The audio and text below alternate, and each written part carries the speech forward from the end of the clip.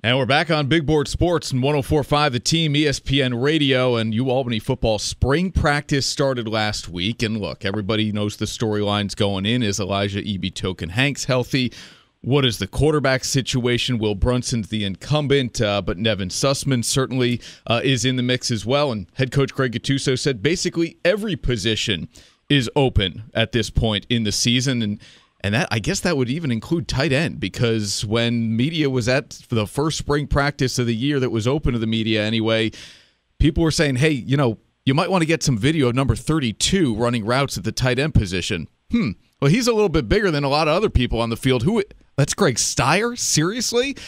And it is Greig Stire, and he's made it through a week of practices now, and he joins us here on Big Board Sports this morning on 104.5 The Team, ESPN Radio. Greig, of course, the 4-year player for the men's basketball program and a CBA graduate here locally. Greig, good morning.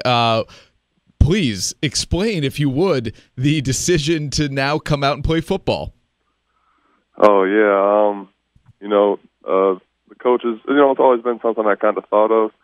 And, Coach Gattuso talked to me and said, he'd be willing to give me an opportunity to come out and give it a try. So, I thought it was kind of a unique opportunity, so something that I didn't want to pass up on.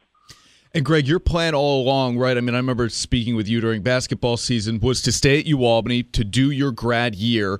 And so how long have you now been thinking, okay, I'm already going to be here anyway, taking graduate classes, and then how long have you been thinking, I'm going to go out for the football team?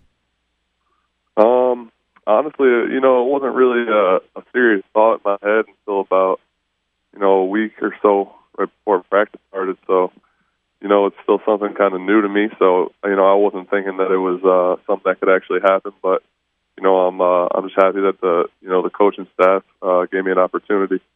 I don't know if you've had that first, moment of reality on the football field yet. If you have, though, could you share it with us? And if you haven't, what do you think that will be? Whether or not it was catching a pass over the middle, taking a little bit of a first hit? It's kind of been, a little shocking just to get out there with, all these guys who have been playing for so long and, the whole playbook. It's been a little overwhelming, but, everyone's doing a good job, helping me out and making sure that I'm as prepared as I can be. But, I think it'll all change a little bit once, it's completely full contact and, everything's live. All right. As you know, Coach Brown has a pretty deep playbook as well. He'll draw things up kind of in the dirt, if you will, Sandlot style during a timeout. But I know he's got a ton of different things he likes to run, just even out of inbound sets. What playbook is more daunting?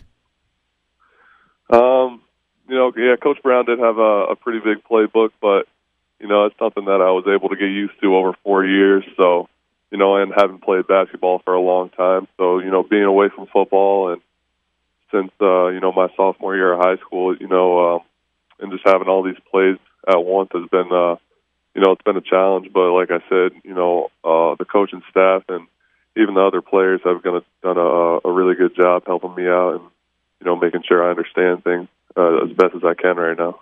UAlbany power forward and now tight end Greig Stire with us here on Big Board Sports and 104.5 The Team, ESPN Radio. Are you ready to put yourself through another year of an incredibly demanding schedule, academically and physically? Yeah, like I said, it can be a lot at times, but since I was little, I always dreamed of playing college sports, and I know a lot of people, would love to play Division I sports. So, the fact that I get to, possibly do it for a whole another year is, it's exciting for me. And, I'm just trying to make it last as long as I can. We know you have class. A couple more things here, Greig, before we let you go.